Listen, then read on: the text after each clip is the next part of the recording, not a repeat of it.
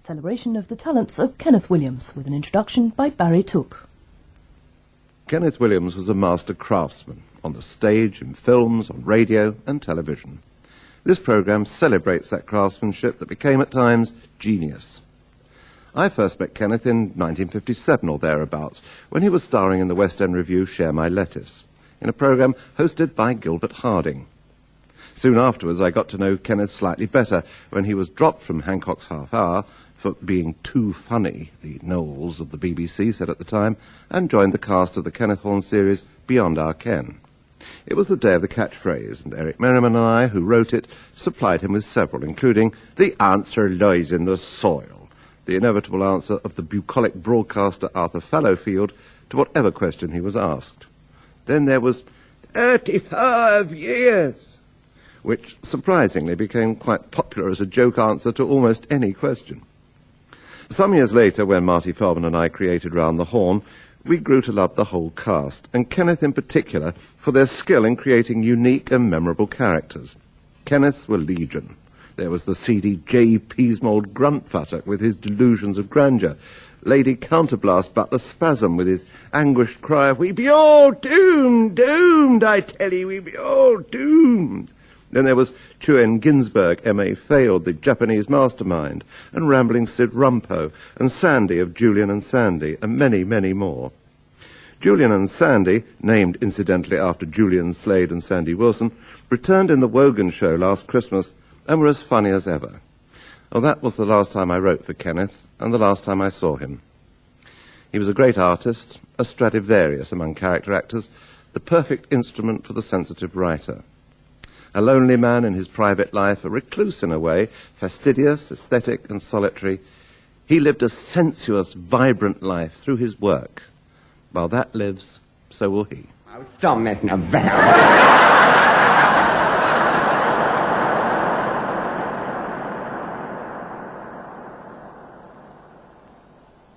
"You must understand what I'm trying to tell you," the schoolmaster said to me. "As a prefect, you have certain responsibilities. If you mock teachers, you might succeed in amusing people, but you'll also succeed in undermining your own authority. Don't you see that?" I nodded dumbly. "I'm telling you this for your own good," he continued. "A facetious front may win you popularity, but you won't be taken seriously when you want to be sincere. People won't believe you, and that'll hurt, won't it?" "I suppose so," I replied, pretending agreement. But in fact, I understood nothing of what he was trying to tell me. The rebuke was born of an incident in the playground of Manchester Street School, King's Cross, London. I'd been impersonating the master, surrounded by a cluster of admirers, when he had suddenly appeared behind me. I had continued, unaware of his presence, until my tiny audience stopped giggling and eyed me warningly. He sent them back to the classroom. I was detained for the reprimand. But it was water off a duck's back. Years later, I was to do the same thing during a production of Peter Pan at the Scala Theatre. I was backstage, entertaining some of the actors with an impression of the director, Cecil King, when someone coughed embarrassedly. I turned, saw Cecil, and realized he'd witnessed the whole thing. "Well, one of us is terrible," he said, and stomped away. I do impressions, you know.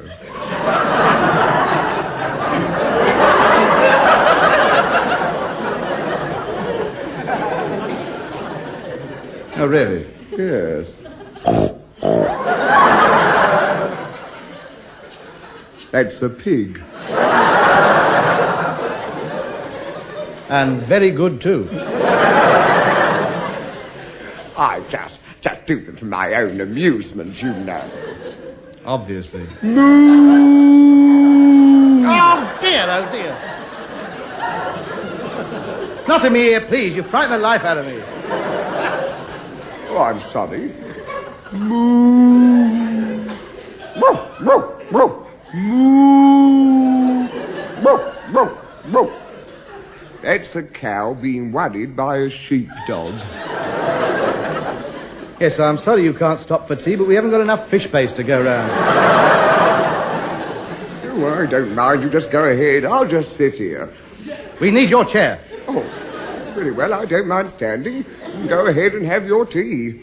There's no doubt about it. When you have friendly neighbours like this, it makes a Sunday well worthwhile waiting for, doesn't it? Yes, just think we might have sat here all day, bored stiff. Oh.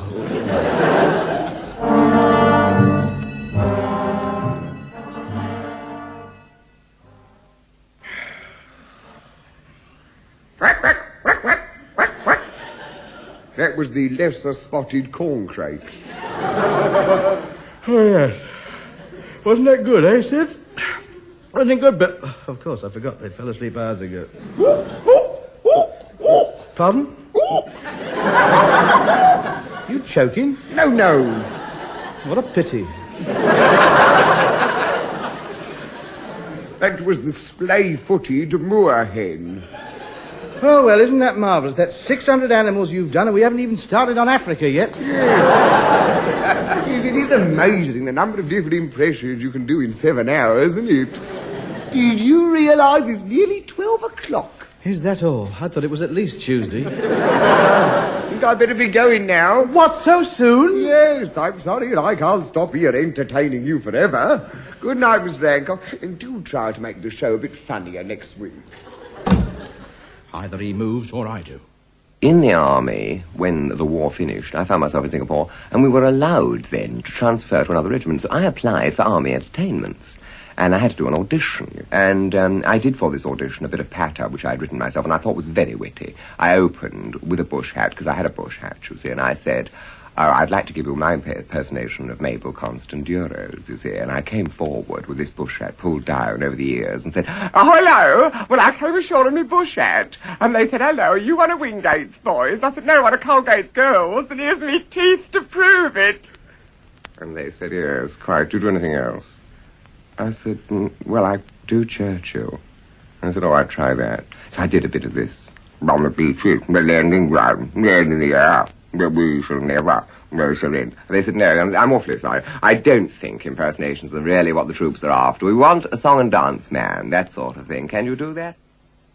It was all against the odds, because when we arrived there, we were all told officers only produce shows.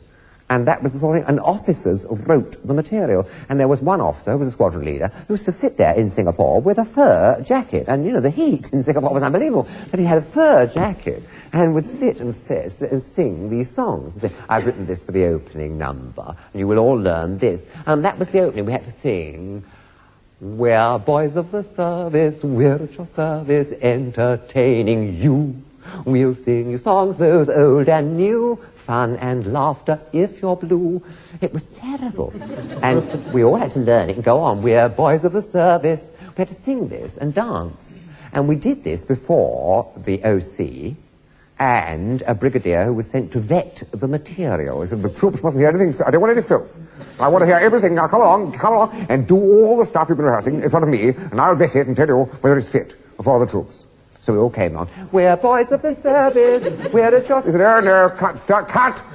Put this boys. Boys of the... It's too sibilant. Whole thing up, a lot of pansies. Dreadful. No, alter that. Change the words to men. Sing, we are men of the service. You see? And that'll be better. So we all came back on. Said, we're men of the service. That's more like it. That sounds like a lot of chaps. How did you come into radio? Well, I didn't really start to think any comedy in radio until the occasion when I did St. Joan at the Arts Theatre in London with Siobhan McKenna. And the producer of Hancock's Half Hour, Dennis Mayne Wilson, came to see it. And he was very impressed, he said, by the transition in the performance when I, stopped being the Dauphin and in the epilogue became Charles VII. The old man, seeing Joan, the ghost, when she comes back. And he's old there. And he said to me, that's extraordinary the way you vocally change so readily. I've got a part in Hancock's Half Hour, he said, of an old duke. Hancock borrows his flat for the weekend, and when the duke returns, he's appalled to find the place is a mess. And I had lines like, oh, goodness, there's jelly on my Rembrandt, and things like this, you see. And he said, I'd like you to play it, and I did. And thereafter I became a sort of character man for Hancock's Half Hour. And they wrote that part in of a sort of snide character who was always cheating. and nudging in the background, and said things always when accused of dishonesty, like, "Oh no, stop messing about," you see. And this became a very favourite character, and I did it with them for about 4 years. And then I got the opportunity to not be just the character man in the show, but be very much a part of the, the team with the Kenneth Horne series, which was originally called Beyond Our Ken. But that's been even more fun because the radio characters there that I've been called on to play have been absolutely unbridled. The imagination's been allowed full flight because it's not narrative comedy as the Hancock Half Hour was. It's essentially review, and pastiche. Can you give me an example of where you have got one of your characters from? Yes, well, a boy I met once who was telling me about some terrible initiation ceremony in a factory he worked in, he told me the whole thing, and he said it all laughing, you see, smiling all the time, which is rather weird, really, because, it wasn't funny. It was terrible what they were doing to him, very undignified. But he was smiling, and if you talk like that, if you say, "Oh, it was terrible what they done, they got hold of me and took all my clothes off," well, if you talk like that all the time, I think it's quite a funny idea, And so I pinched that voice, Oh, I pinched the idea anyway. I'm sure he doesn't mind. H for Hancock calling control tower. Leveling out at 1,800 miles per hour. Everything going to plan. Fine plane, tell the designer Chappie. Control tower to Hancock. We're worried about possible sabotage. The mechanic who was working on your aircraft is missing. Think you should come down. Land immediately. Repeat, land immediately. Nonsense, she's going beautifully. I don't know a thing about any mechanic. Taking her up to 2,400 miles an hour. Hancock to control tower. Something strange is happening. There's a peculiar knocking sound on the windscreen. Seems to be coming from outside the plane. I'm slowing down to 1,800 miles an hour. We'll slide cockpit open to see what's wrong. Good evening.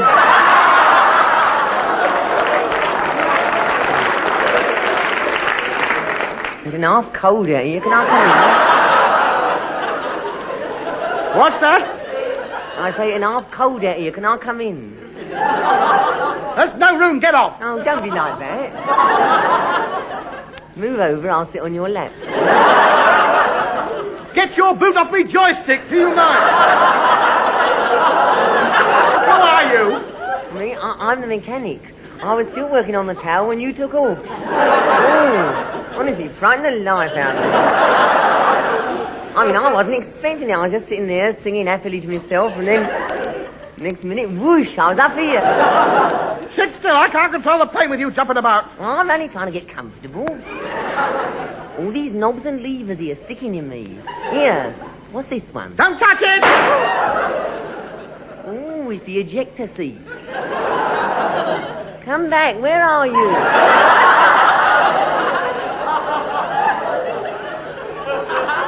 I'm out here, sitting on the tail! Oh, now, stop messing about. Now, come back in. It's no use sitting out there sulking. I can't drive the thing. Well, go into a dive so I can slide down. All right. I'll try this lever. Hello.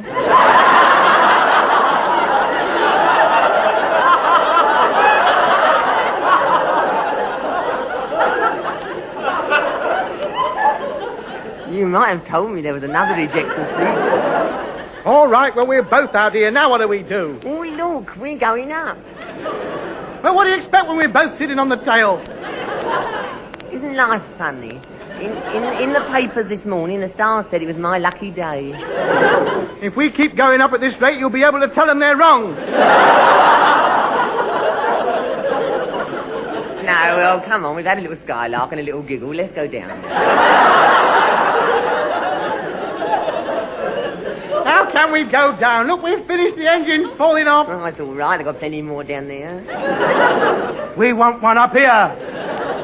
We're going into a dive. We're out of control. We can't get back to the cabin. Give me a piece of string. Oh, I'm scared. Oh, don't panic, man. Don't panic. This is the RAF. There's that stiff upper lip. Just above this loose, flabby chin. Give me that string, I'll get you down safely. Even before St. Joan finished its run on the 28th of May 1955, I was already rehearsing for another production. Earlier in the month, I'd read for Orson Welles, who was staging his own adaptation of Melville's Moby Dick. I could use someone of your versatility in the company, he told me, making me feel very pleased with myself. I was to play Elijah the carpenter, the old Bedford sailor, and several other parts. It was during these rehearsals that I met Gordon Jackson, who played Ishmael. He says that during the morning break I went up to him with outstretched hand and said, "I'm Kenneth Williams, the only one in the cast worth knowing. Let's go and have coffee together." But for the life of me, I can't remember such vainglory. Later, it was to Gordon that I took the music when I had to do a singing audition for Sandy Wilson's musical play, The Buccaneer. The part was the boy editor of a children's newspaper. "I'll never be accepted," I said. "I can't sound like a boy. It should be sung treble, really, but I'll never get up another octave." "Don't bother about sounding young," Gordon reassured me. "Just sing it naturally. You'll get it." In the event, I sang it baritone, and there were a few giggles in the stalls, but I felt I'd died the death. Gordon was right, however. I got it. And after a month's rehearsal, The Buccaneer opened in Brighton and Southsea, and then at the Lyric Hammersmith on the 8th of September, 1955. The critics were enthusiastic, the audience enjoyed us, and everything seemed set fair. I'm not craving to start off shaving every morning at 8. That's for adults only, and I can wait. Grown-up women insist on slimming till they're thin as a rake. That's for adults only, and I like cake. When we hear about the joys of being aged, we are grateful that we're otherwise engaged. We're not yearning to start off churning up our egos and is. That's for adults only, thank God we're kids. Though we're no fans of Barry, he had the right ideas. And though we think that Peter Pan's a drip, we'd both much rather tarry in childhood's tender years and try to give old Father Time the slip. We stand by what we've stated. The thrill of being old is very overrated. Sex and so on appear to go on, causing worry and fuss. That's for adults only, but not for us. We think wedlock is just a deadlock or an obstacle course. That's for adults only, and so's divorce. When you're over 16, life is so bewildering. So no wonder it's unsuitable for children. We're not raring to have a share in what the world is today. That's for adults only. That's for adults only. That's for adults only. And that's okay. The great thing about you is that you're such a superb ad-libber, and you seem to have the capacity for turning disaster into triumph. I mean, for example, in the diaries you quote, I think it was Share My Lettuce, when you had what was the dance? Some strange dance you had in there, when it all went wrong. Yes, it did go wrong. It got terribly wrong. It was four pieces of silk which floated down. It was chiffon, and these long pieces of very, very flimsy material floated down and looked very beautiful because the lighting had been arranged so that it would be iridescent and reflect marvelously all over the characters. And these girls sat along the wall, led by Maggie Smith. They were all singing Wallflower Waltz. And these pieces of chiffon floated down, and the men took these pieces and danced with these pieces of material, not with the women, who all sat round singing Wallflower Waltz. They were wallflowers. Nobody wanted them, you see. And when the curtain went up on this particular night, the chiffon floated down, and each boy took his piece of chiffon and danced with it, and nothing came down for me. My bit had got caught, you see, on the spot bar up in the flies, because they lowered all these pieces of material, and mine didn't come down. So I was running around trying to get a bit off other boys, and I was saying, "Give us a bit, I ain't got a bit, give us a bit, I ain't got a bit, give us, I want a bit, you got a bit, you got my bit," you know, because there was some confusion as to who should have what bit, because nobody had said, you know, the pink one will be yours, or the blue one. So I was running around trying to get it, and the audience was laughing, and they weren't supposed to because the girls' plaintive wallflower walls where we sit around the walls was supposed to be very poignant, you know, and very moving. And I just ran like a demented fart all around the stage asking for a bit. Come on, for goodness sake. I say, you in front there, what's the hold-up? I don't know. There's quite a traffic jam building up. I'll ask the woman in front. Hey, madam, what's happening? Heaven knows. I've been here for ages. Well, ask him in the sports car ahead of you. All right. I say, excuse me, but any idea of what's holding us all up? Afraid not, old girl. I was gaily beetling along, and I had to slam on all brakes a bit sharpish. I'll ask the chappie in front. I say, Frederick. What do you want, mate? Well, we're all getting a bit peeved, old chap. What's the delay? Well, it ain't my fault, mate. It's the traffic lights. Look at them. They got stuck. That was an excerpt from Forever Amber.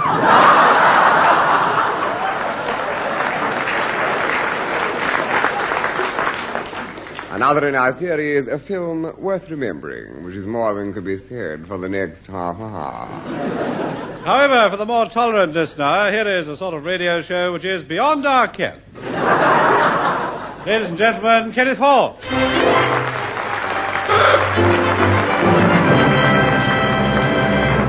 Welcome to Beyond Our Ken. Now, first of all, I have a special word for French waiters. Garçon. Now we're privileged to meet a remarkable old gentleman. Good evening, sir. Good evening to you, sir. Thank you for asking. It's a pleasure. Now, tell us about yourself, will you? Well, sir, I'm in business in the West End. Oh, yes. What do you do? Now, I'm a cloakroom attendant. I see. Well, I'm glad to see you're all washed and brushed up today. Yes, I like to look my best when I'm a bit... Oh, I just seen that. Washed and brushed up. Oh, yes, the pennies just dropped.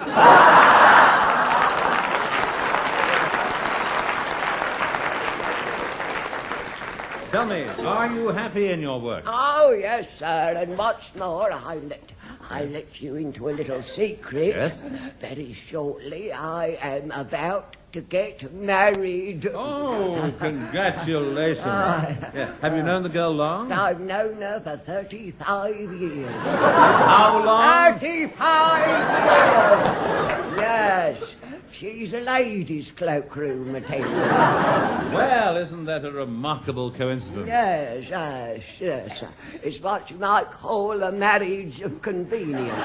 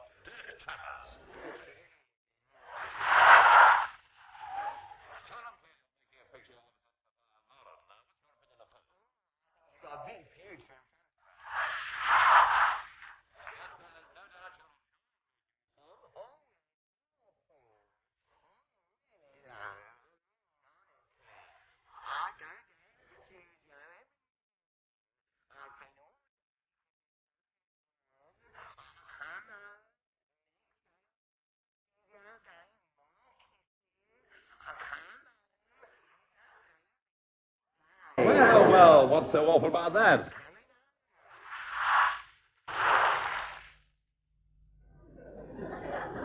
Well, now, finally we turn to our panel of experts in Hornorama who are ready to discuss this week's question on business and commerce, which comes from Garcia Thunkerton Jr. What do they consider is Britain's best export? Well, thank you, sir. Now then, what's your view, Fallowfield? Well, I think the answer lies in the soil. I say send buckets full of it all over the Send it all over. I mean, let them see some good British down-to-earth earth. And turfs of beautiful green. Yeah, send them old village greens and mucky duck ponds. And some of our finest 18th century cottages with outside plumbing. Now, send them farms, send them fields, send them forests. Send them Fallowfield, I think. There we must end this week's discussion. There'll be another Hornorama next week when the subject will be astronomers. Is their business looking up?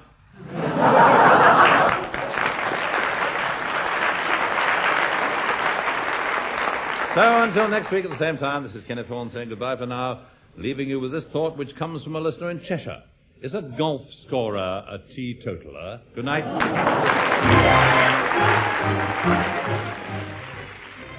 I was approached by Norman Newell of HMV to do a recording of some Noel Coward songs.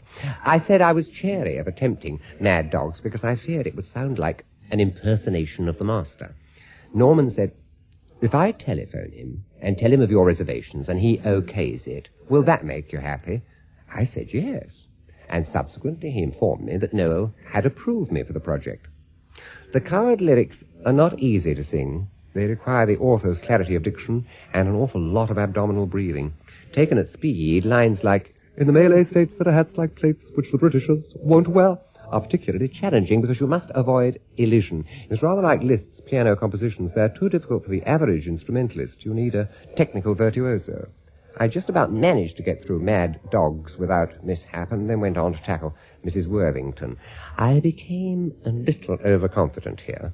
And in the concluding stanza, I actually used an ad-lib. I'm still amazed at my temerity. After, on my knees, Mrs. Worthington, please, Mrs. Worthington, don't put your daughter on the stage, I added, or your son, and then reprised the last line. Don't put your daughter on the stage. Norman Newell didn't object, and to my surprise, neither did Noel.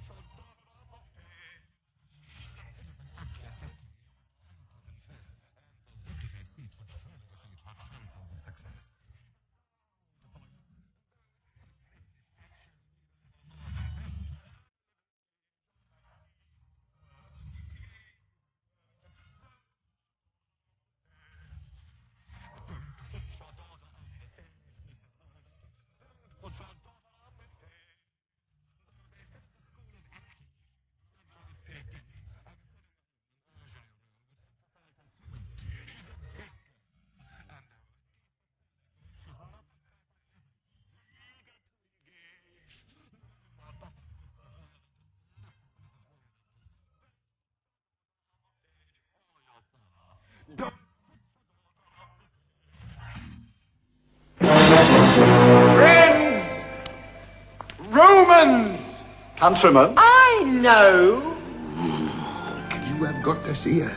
Her hair is as black as ebony, her face is like an ivory goddess, and her neck It's like a swan. Oh, yes, go on. Her feet like sculptured marble. Here, don't leave out all the best bits. I cannot tell you any more about this woman. She is absolute perfection. They call her the Siren of the Nile. I hope she don't go off. Open up, I say, or must I enter? Yes? Oh, good evening. I wanted to ask, are you really a Vestal Virgin? I'm sorry. Vestal Virgins are off tonight. Oh, my senses deserting me. There's something funny going on here. Villiers, what are you doing with your things? I'm sorry, sir, but for the good of Rome, you must die. But you're my personal bodyguard and champion gladiator. I don't want to die. Infamy! Infamy! They've all got it in for me. He's quite mad, you know. But then we all are. Hands up, this is a hold-up. This is a hold-up. Hands up. Hold up your hands. This is a stick-up. Stick up your hands. This is a hold-up. Give me the money. Oh, I must get that right. Give me the money. Hands up. This is a stick-up. Give me the money. Hands up. This is a stick-up. Give me the money. Hands up. This is a stick-up. Give me the money. Oh, yes, that's it. Hands up. This is a stick-up. Give me the money. Hands up. This is a stick-up. Give me the money. Hands up. This is a stick-up. Give me the money. That's it. Hold hands, this is an upstick. With your sticks, this is a hand tool. I beg your pardon? I mean, this is a stick-up. A hold stick. A hold stick? I mean, a hand stick. Oh, I see. You mean this is a hold-up? Yes, that's right. It's a hold-up, yes. Up with your hands and give me your money. How? What do you mean, how? How do I give you the money? With my hands up? Well, you put your hands up and give me the... No, you give me the money and then put your hand... Oh, I don't know. Work it out for yourself. But give me the money. No, I don't think I will. Come on. Well, why should I? I've got a gun, stupid. Yes. And it's loaded. Yes. With real bullets. And if I fire it, you'll be dead. Oh, sprawl down the floor. Dead. Well, go on then. Shoot me. Do you mean that? Yes. Well, cross your heart and hope to die. Cross my heart and hope to die. Oh, stop messing about. Give me the money. No. But you don't understand. I don't want to shoot you. I know that. You see, you're supposed to be terrified of my threat. I see. And I waggle the gun, and you give me the money, and then I run out with the bag. Of course. But if I take the wrong one, you call me back and give me the right one. Yes. All right, then, shall we do it again? Right. All right, close your eyes. I won't go all the way out. I'll just go a little way. Out with your hands and give me your money. Ooh, what'd you press that for? It's the alarm bell. I know. Ooh, the police will be round here any minute. Well, you better be quick. Will they take me away and put me in prison? Well, hurry up and go away then. What, without the money? Yes, hurry. They'll be here in a moment. No, I won't go. Get on, you idiot. I don't want you to go to prison. I know you don't. Well, go away then. No, I'm not going. Go on. No. Go on. Won't. Go on. Shan't. Oh, all right then. Take the money. Thanks. Now, for the young in heart and weak in the head, it's Round the Hall. Once again, we have with us in the studio the self-appointed King of Peasmoldia, which, as you probably know, is railway sidings Hoxton and as far up Buttermold Street as the pub. Here he is, King... Grant Fattock. Grant Fattock, yes. Grant Fattock. Ex-king, Grant Fattock. Ex-king? Yes, I have abdicated off the throne. You see, the voices did speak unto me. The voices, and they did say, Grant Fattock, my child. They said to my lamb, they said, arise now, lay down your orb and sceptre, and abdicate off out of it. And while you're out, get the racing pink and see what won the 3:30. So I did obey the voices, and now I'm plain ordinary dictator, Grant Fattock of Peasmoldia. We are now a republic. Oh, I see. Yes. I see, so you're a despot. I don't go looking for it. And tell me, Dictator Grant Fattock, why have you taken this step? Well, they wouldn't give me my own nuclear deterrent. I asked nice enough. I went up on the bus to Whitehall, and I asked this man sat on horse. I said, please, could I have my own nuclear deterrent? I said, and he said, go and sling your hook out of it. I even give his horse a knob of sugar, what I nicked off the coffee stall up the road, but he was still adamant. See, the British government won't recognise us, you see. The only one who recognises me is the man in your night chemist. He recognised me.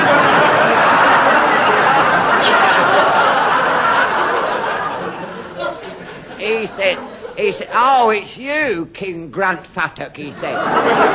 He said, I've had orders not to serve you with paraffin. He said, how, I inquired, why, may I ask? He says, 'cause you drink it.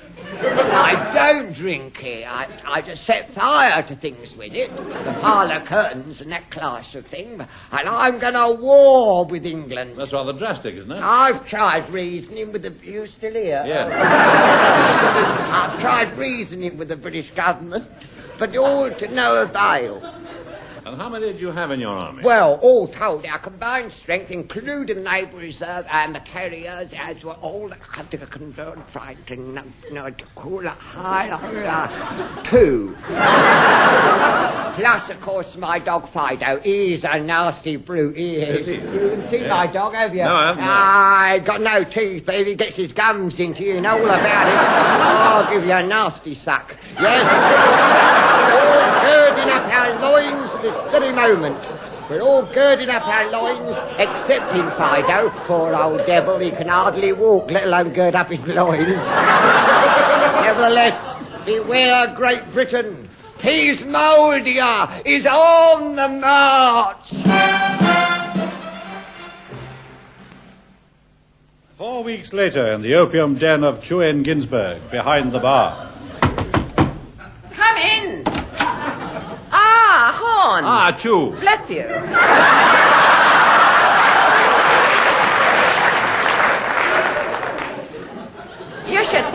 You should take something for that.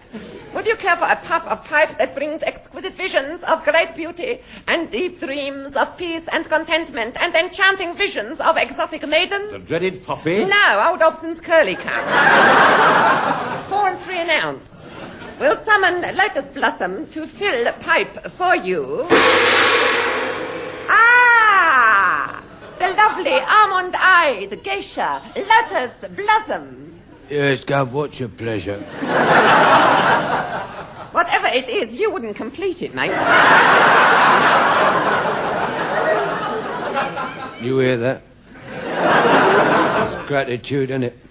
Give him the best years of my life and he treats me like a trollop. Now, when I say the name Rambling Sid Rumper, what does it evoke? Well, unfortunately, it always seems to evoke Rambling Sid Rumper. Here he is. Hello, me dearie-o, for I'll haul away me nadger till the groat bender comes-o. Yes, try and hold out till then. Now, what are you going to sing for us this week? While I've been dipping in me gander bag, it is the story of a bold highwayman called the Black Grunger of Hounslow and his exploits.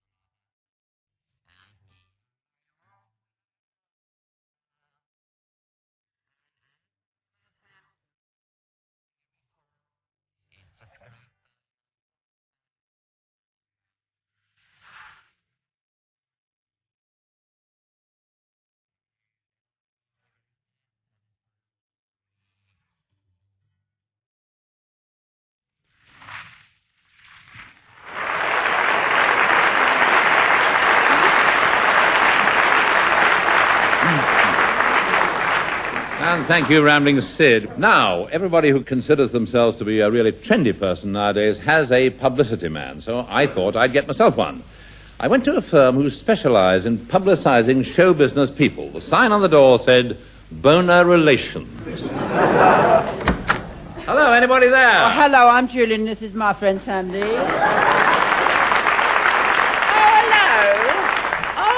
Boner to bow to your jolly eek again, Miss Braun. What brings you trolling in here? Well, I felt I was badly in need of some public relations. Oh, well. Chacun a son goût. That is your actual French, you know. Actual See, French. I want to become a celebrity, French. and I thought you could help me. Yes. Now, right. First of all, you've got to consider your image. How should we project him? What do you think, Jules? I don't know. Project him. You've got I to do project not him, know. you see. I've been wondering myself. You see, you don't have any talents, do you? I mean, you don't sing or act or dance or nothing. Well, I was once runner-up in the Sydenham Palais All-Comers Freestyle Paso Doble. Oh, bow. I got a jar of boiled sweets for that. Yes, of course, that was in 1926. I've eaten most of them now. Yes, well, that's not enough to build a career on, Ducking. No, what you want is to be your actual sort of TV personality, don't you? You know, yes. TV personality. That means you can't do nothing, but you make a fortune sitting on panels talking about it. Sitting on these panels. Yes. Of course, we'll have to change your name. Change I his mean, name. you can't go anywhere with a name like Kenneth Horne. No. No. We want something much more butch. More butch. Something forceful. Something like Marlon Twist. Oh.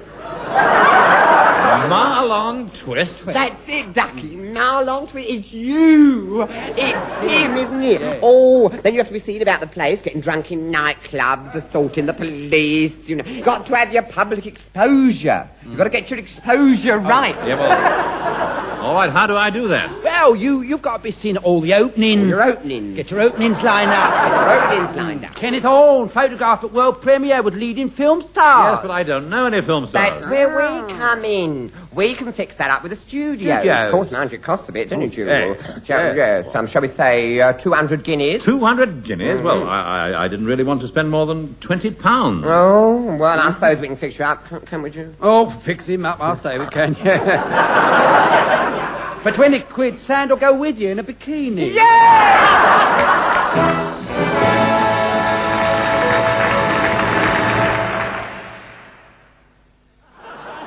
I'm still having trouble with this scriptwriter. He's round the back moaning in the dressing room, ranting on about the BBC not providing refreshments. I said there's crisps and twiglets.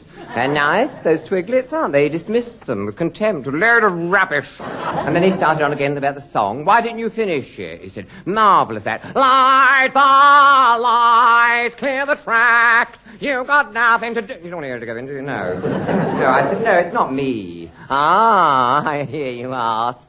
What is me? Yes. How often have you writhed in torment and uncertainty, asking yourself, who is Kenny? What is Kenny? Who does he think he is? One woman came up to me and said, who do you think you are? I said, madam, there is a destiny that shapes our ends. She then shaped yours very well, have they? And I'm a sun worshipper myself. I can't get enough of it. That's why my skin is this lovely olive. Had I the time or the inclination to divest myself, you'd see that I was olive all over.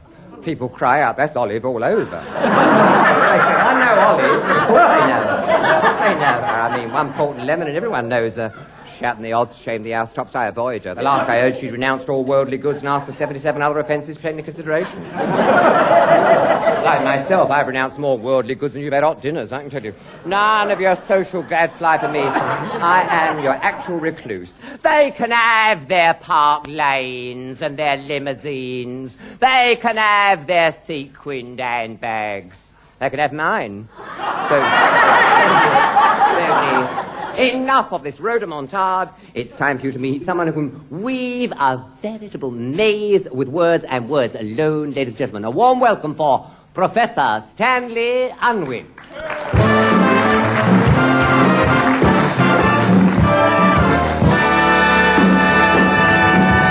Oh, deep well well code, Kenneth. You've come all the way from Great Portload Street and Old Langham's Irony. There's a thing. Yes. Near Bill BC control. That's right. Housey. Yes? True. The good idiot luxury flabber block with the dangly chandelier, Harry the Acres and Catherine of Arabold. Pardon? The luxury flabber block with the dangly chandelier, Harry the Acres and Catherine of Arabold. I've met my equilibrium holder. The ability to ad-lib in an entertaining fashion resulted in another engagement when David Hatch was producing Just a Minute for BBC Radio and asked me to join the team. This game has fiendish rules designed by Ian Messiter, and if any competitor tries to abide by the rules, he is invariably doomed. Kenneth, the subject is rules, which we have in this show, which I try and interpret, and there's 1 minute to talk about them starting now. Rules are made to be broken by geniuses. Michelangelo is a case in point. So, of course, is John McEnroe, and I am among this group as well. Rules exist. Peter Jones, a challenge. I think he's in the McEnroe group. I don't think he's in the Michelangelo group. All right, what do I do? Give Peter a bonus point because we enjoyed his challenge and leave the subject with Kenneth, but a point because he was interrupted. 47 seconds are left with you, Kenneth, on rules starting now. I went to a restaurant called Rules in Maiden Lane and saw in a tiny alcove, almost hidden from public view, two people having what was obviously a tete-a-tete.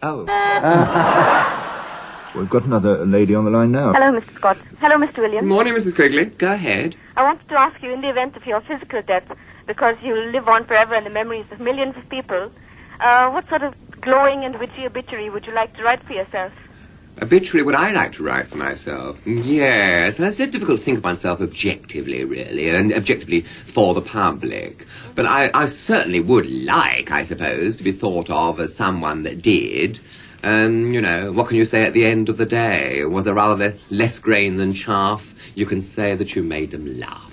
He enlivened some people's moments. He made them, he diverted them from troubles for a little bit of the time, anyway. I would like that said, yes. I would have them say afterwards, well, he was funny, he did get quite a few laughs, but I would like them to say, that he had a serious side, yes, because I don't want to be thought of as a cardboard cipher thing. I would like them to say, that he had another dimension. I think when my time comes, I'll disappear in a flurry of talcum powder. Kenneth, it's your turn to begin. Now, the subject Ian Mester brought along for you now is Quetzalcoatl. Will you talk on that subject for 60 seconds, starting now? Quetzalcoatl is, of course, an Aztec deity, and the lovely thing about it is that the modern Quetzal takes its name from it because of this lovely plumage. Clement Freud has challenged. Two lovelies. Yes, I'm afraid so. So, Clement, you have a point at the subject, and you have Quetzalcoatl starting now. Quetzalcoatl is not a subject which I would have chosen given a totally free choice. It is one of the few words... Kenneth Williams has challenged. The subject is Quetzalcoatl, not what he'd have chosen for a subject.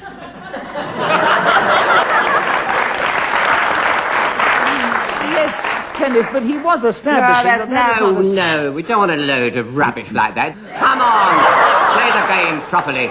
I am deviating horribly. I'm doing my best. About Quetzalcoatl. That's what he was talking about. He said he wouldn't have chosen that subject, and that is the subject. Well, it's the subjects you're supposed to discuss, you great fool. What do you want to say? I've come all the way from Great Portland Street. I made a fool of. I made a fool of. Anybody go volume control? Yes, they have said that to me. Yes, you're quite right. Clement, you continue for 43 seconds on Quetzalcoatl, starting now. Like Iquique and Albuquerque, New Mexico, it is a word that only has the opening letter occurring once, whereas in the other two, as you will have noticed, the 19th letter of the alphabet happens on more frequent occasions. If you go to Brazil... Yes. Well, hesitation, I think. Hesitation, he came to a full stop, yes. I wanted he suddenly realized when he said Brazil and instead of Mexico. So you have the subject back of Quetzalcoatl. 21 seconds, starting now. Well, of course, it was the great ornithologist Ludwig Koch who... to see the Quetzal in all its great exotic splendour. And they said you have to sit for 7 hours in the rainforest, and he said, I'm not going to get wet for a load of bleeding.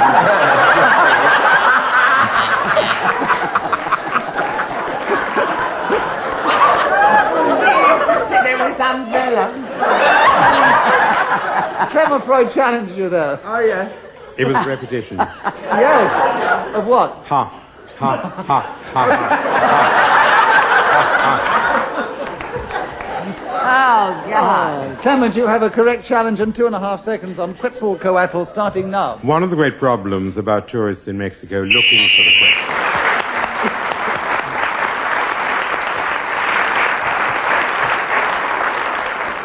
Well, at the end of that round, Clement Freud got a number of points, including one for speaking as the whistle went, and he's now gone 1 point ahead of the lone Nicholas. And the laughter is because of the byplay that's going on between Kenneth Williams and Clement Freud at the moment. And I Barry... wasn't any of the kind. I've blown a kiss to the producer.